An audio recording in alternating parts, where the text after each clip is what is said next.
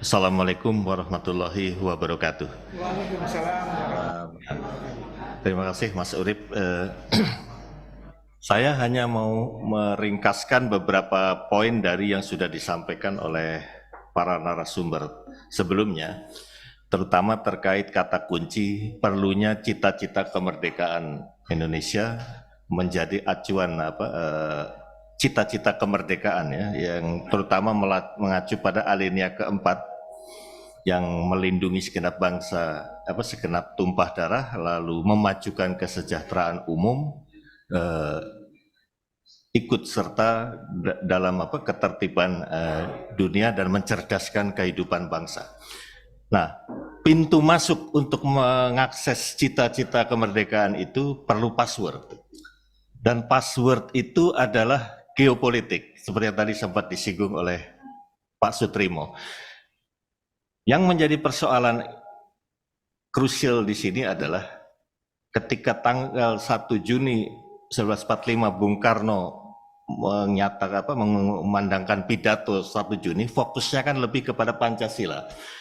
Padahal itu adalah ibaratnya adalah bab kedua dari hal yang sebenarnya ketika sudah dipertajam di bab pertama, yaitu bahwa reasoning Indonesia Merdeka itu adalah bukan kesamaan bahasa, etnik atau agama, tapi geopolitik.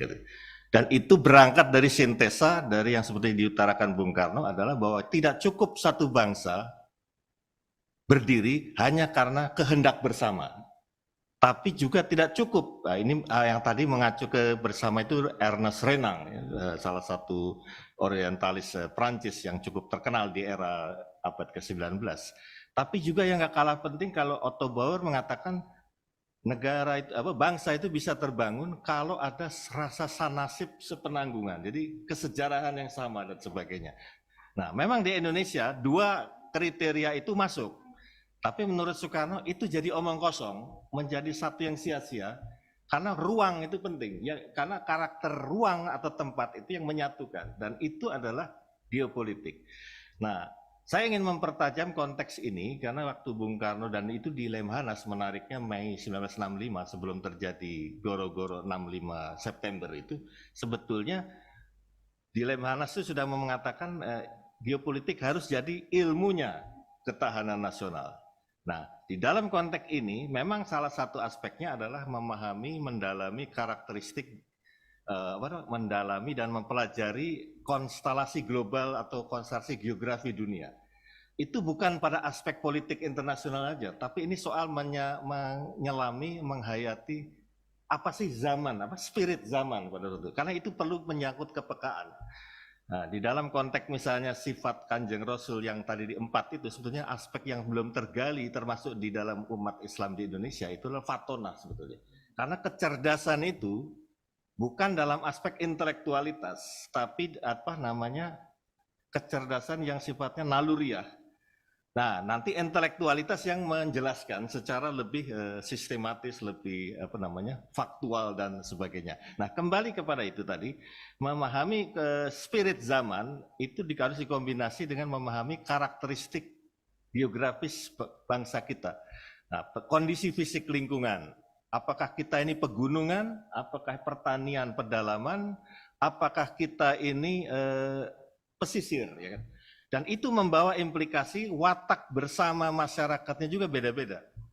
Pegunungan yang biasanya keras gitu kan, pertanian pedalaman orangnya easy going, senang nyantai gitu Tapi apakah itu juga berarti itu tanda tidak produktif? Tergantung kepekaan pemimpin di dalam melihat sisi unggul atau negatif dari karakter masing-masing. Pesisir orangnya penuh berani berisiko, berani eksplorasi hal-hal baru, yang tidak mau puas dengan apa yang ada dan mau bertualang, punya jiwa petualangan yang cukup tinggi keluar daerah dari tempat habitat.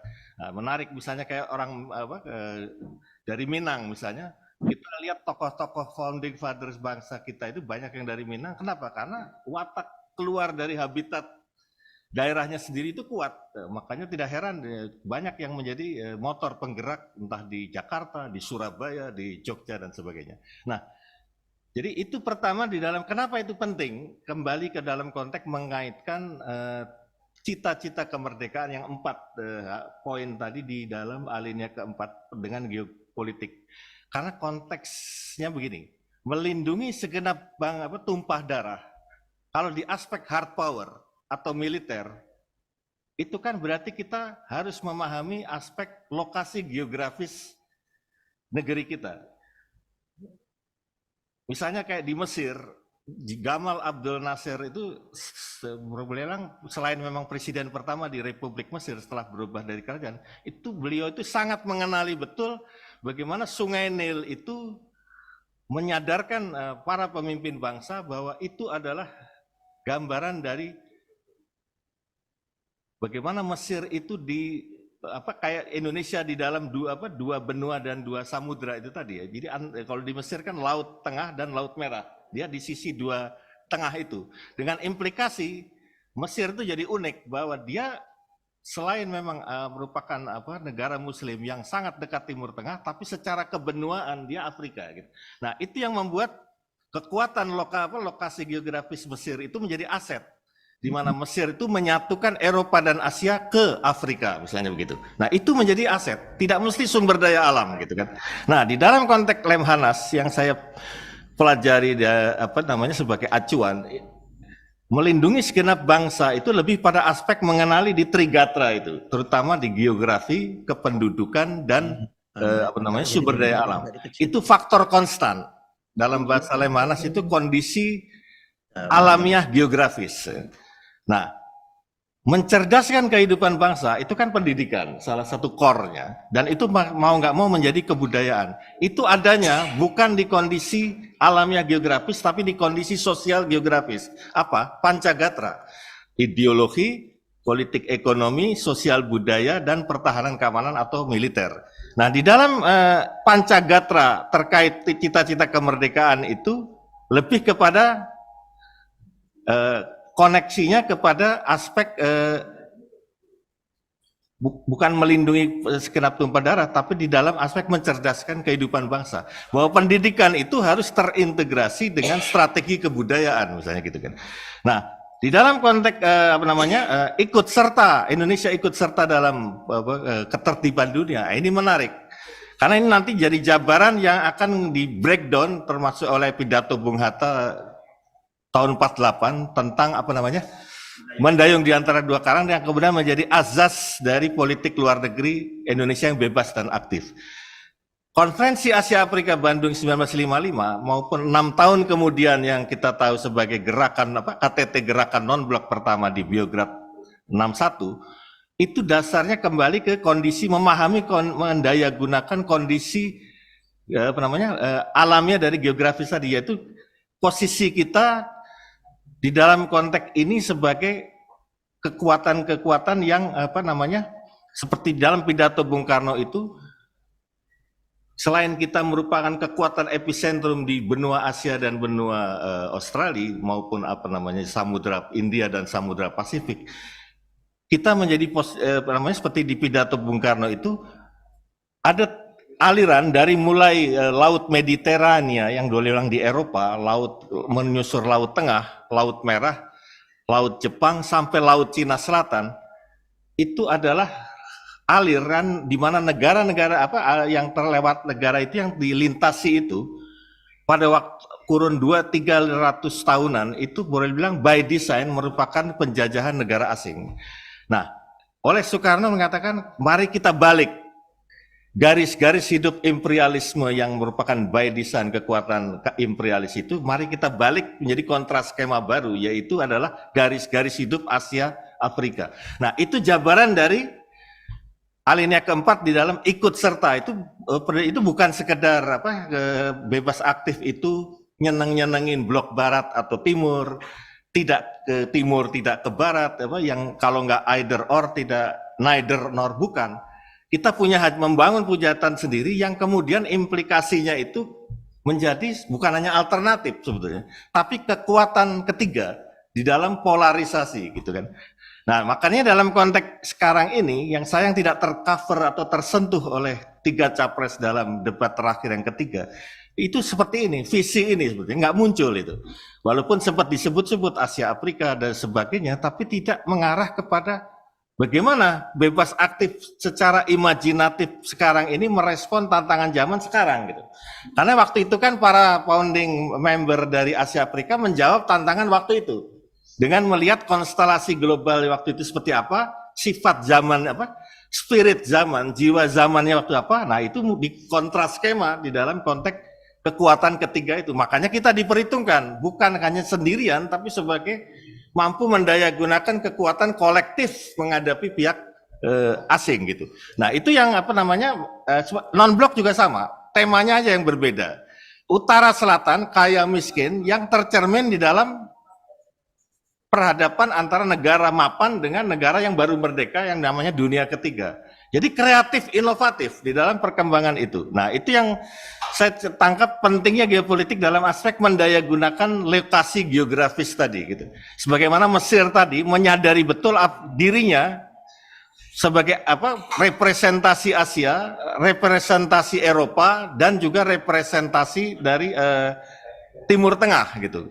Nah, ini yang saya kira hal penting. Dan yang nggak kalah penting selain itu adalah ikut serta mencerdaskan kehidupan bangsa, nah dan mensejahterakan kesejahteraan umum, memajukan kesejahteraan umum. Ini kembali ke kondisi geografis, yaitu aspek politik ekonomi. Bapak Ibu dan teman sekalian, apa yang menjadi krusial di dalam menjabarkan cita-cita kemerdekaan ketika tidak terkoneksi dengan kondisi sosial geografis itu terkait politik ekonomi. Tadi Pak Ketua, Pak Sutriwo menyebut pemimpin itu harus memihak. Nah, problemnya adalah kembali ke Pancasila sebagai ekspresi peradaban bangsa. Alhamdulillah sampai hari ini itu berhasil karena kita bisa utuh. Tidak seperti Uni Soviet, tidak seperti negara-negara Balkan yang di Yugoslavia sehingga terkenal dengan nama Balkanisasi. Gitu. Apa? Sebagai isma ideologi kita belum pernah berterus terang, tidak terbuka. Di tanah seperti apa yang namanya Pancasila terkait memajukan kesejahteraan umum ini bisa tumbuh subur? Apakah bisa individualisme, liberalisme, dan kapitalisme itu tumbuh subur? Dari aspek Pancasila yang terkait sila kedua, kemanusiaan yang adil dan beradab, dan keadilan sosial. Ada yang dengan naif mengakui bisa itu katanya. Kalau menurut saya tidak. Karena kalau itu meyakini itu berilusi bahwa apel Malang bisa tumbuh subur di dunia Arab, di Timur Tengah. Tidak mungkin, ilusif itu. Nah, berarti apa? Isma ideologi yang tepat ketika menatur kultur kita yang kolektif, kebersamaan, tidak egois, tidak individualistik, yang boleh dibilang selaras dengan sosialisme khas Indonesia, itu harus menjadi dasar yang dinyatakan secara eksplisit gitu.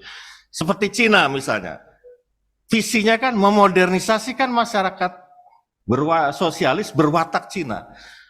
Yang dimodernisir sosialis, iman perjuangannya sosialisme, bukan kapitalisme, bukan individualisme, tapi juga harus khas Cina, tidak ortodoksi mengikuti Eurokomunisme Eropa Barat atau Moskow pada waktu itu yang dianggap sebagai kiblat satu-satunya di komunisme. Nah, Cina bisa dan berhasil sekarang, bukan saja setara dengan Barat, bahkan potensial mengungguli. Kenapa itu? Memahami aspek kondisi sosial geografis tadi. Nah, ini yang menjadi problem kenapa? Selain Pancasila tidak bunyi, karena tidak ada pengakuan eksplisit bahwa ini loh, harus tumbuh suburnya itu kalau sosialisme, kalau kolektivisme, kalau kebersamaan, tidak individual, tidak egois, tidak liberalisme gitu kan. Nah itu yang izin bro, 2 menit. Terima kasih. Nah itu yang harus dibangun. Nah ini yang saya kira penting. Selain itu adalah bagaimana menyalakan kembali kondisi sosial yang namanya Pancagatra itu. Menurut saya kembali ke sejarah dinamik pra-kemerdekaan, yang namanya nasionalisme, agama, dan sosialisme itu tidak ada pengkotak-kontakan. Di era Cipto Mangunkusumo, di era Cokro Aminoto, di era Haji Misbah, di era itu semua nggak ada pengkotak-kotakan. Imperialisme dan kolonialisme secara bertahap kesadaran itu muncul bahwa inti dari semua itu Belanda yang waktu itu datang. Yang belakangan otomatis Jepang itu udah lebih transparan lagi. Nah itu yang saya kira harus disadari bahwa ini semua terutama terkait sila kedua dan kelima itu yang akan supaya bisa menyalakan Pancagatra itu kalau nasionalisme, sosialisme, dan agama itu bersenyawa kembali. Sebagaimana dinamik awal abad 20 yang titik kulminasinya adalah di Sumpah Pemuda 1928 Oktober dan puncaknya adalah 18 Agustus 1945 ketika NKRI terbentuk yang didahului sehari sebelumnya Indonesia merdeka. Saya kira itulah pentingnya geopolitik, di mana aspek geografis Indonesia, tapi juga berarti menghayati kesejarahan Indonesia, dan kemudian kita dengan begitu sejarah selalu bukan kita larut ke belakang, tapi selalu menjadi konsultan dari menghadapi tantangan global dan modernisasi ke depan. Saya kira itu saja. Assalamualaikum warahmatullahi wabarakatuh. Waalaikumsalam warahmatullahi wabarakatuh. Terima kasih Pak Indrajit.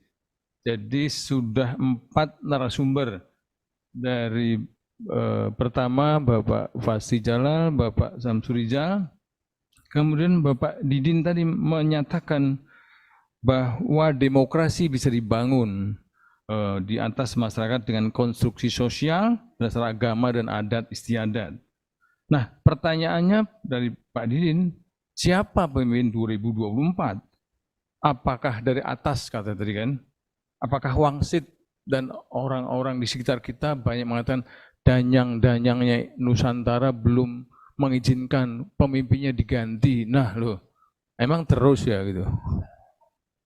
Nah kata Pak Indrajit tadi, beberapa paslon tampaknya yang yakin bahwa bisa mensejahterakan dan adil makmur itu halusinasi.